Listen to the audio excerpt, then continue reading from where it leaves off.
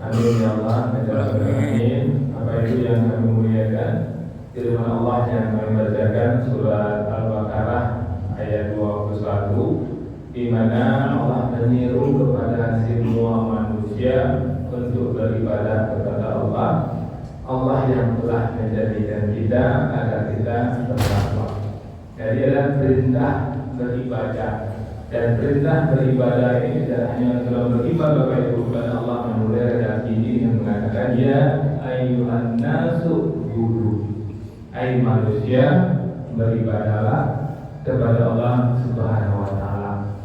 Dari yang ibadah itu Bapak Ibu mengerjakan seluruh perintah Allah dan meninggalkan seluruh larangan Allah. Ketika kita mengerjakan perintah Allah, kita beribadah terhadap pahala. Ketika kita meninggalkan larangan Allah, itu ibadah, kita dapat pahala. Dan sebaliknya Bapak Ibu, ketika kita meninggalkan perintah Allah, kita berdosa. Dan ketika kita mengerjakan larangan Allah, kita berdosa. Mana yang besar dosanya Bapak Ibu?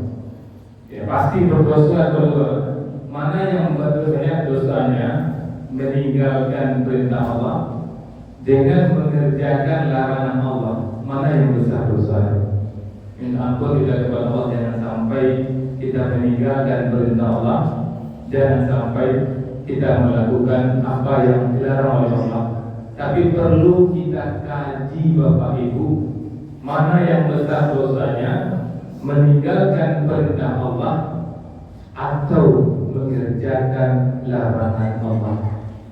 Bisa kita lihat Bapak Ibu dalam sejarah, makhluk pertama ya yang diperintah oleh Allah dan dia tidak mengerjakan perintah Allah adalah iblis Bapak Ibu. Iblis diperintah oleh Allah untuk sujud kepada Adam, diperintah. Iblis tidak mengerjakannya. Dan apa yang didapati oleh iblis, dia dikutuk oleh Allah sampai hari kiamat, tidak melakukan perintah Allah. Dan makhluk pertama yang melakukan larangan Allah adalah kakek kita, Nabi Adam. Makhluk pertama yang melanggar aturan Allah. Apa akibatnya? Keluar dari surga, tapi Allah ampuni ketika Nabi Adam mengakui kesalahannya. Dua ini nampak Bapak Ibu ternyata melakukan hal yang diharamkan oleh Allah Bapak Ibu masih bisa dimaafkan oleh Allah.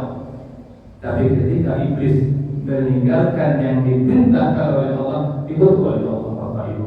Ini gambarannya Bapak Ibu. Maka jangan pernah kita, anak kita, keturunan kita mudah saja meninggalkan perintah Allah Bapak Ibu.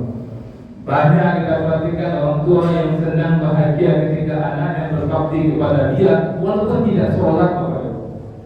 Ini mengerikan Bapak Ibu. Kalau anak kita sudah tidak sholat Bapak Ibu, itu sudah gagal, sudah malang kita punya anak dari Bapak Ibu. Bahkan ada ulama yang berani mengatakan, kami setuju ulama ini, apabila ada orang melakukan zina, dosa zina tidak sebesar dosa meninggalkan sholat. Ada orang berani meninggalkan sholat, ada orang berani melakukan zina, maka dosa zina tidak sebesar dosa meninggalkan sholat. Karena ketika meninggalkan sholat itu jelas kesombongan dan orang sombong tidak berhak masuk ke dalam surga.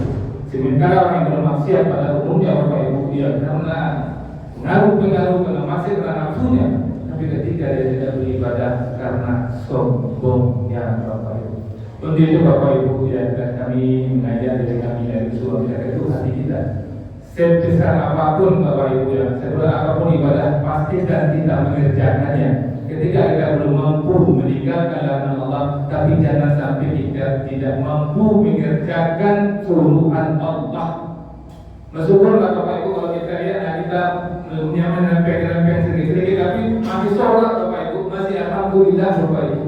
Tapi kalau sudah sholat ditinggalkannya, itu betul-betul na'udzubillah Bapak Ibu, dan itu betul-betul mengerikan. Mudah-mudahan pesan Allah yang kami sampaikan ini menyatakan kepada kita semua, pastikan anak kita adalah orang-orang yang benar-benar mengerjakan seluruh perintah Allah dan berupaya semaksimal mungkin meninggalkan larangan Tuhan.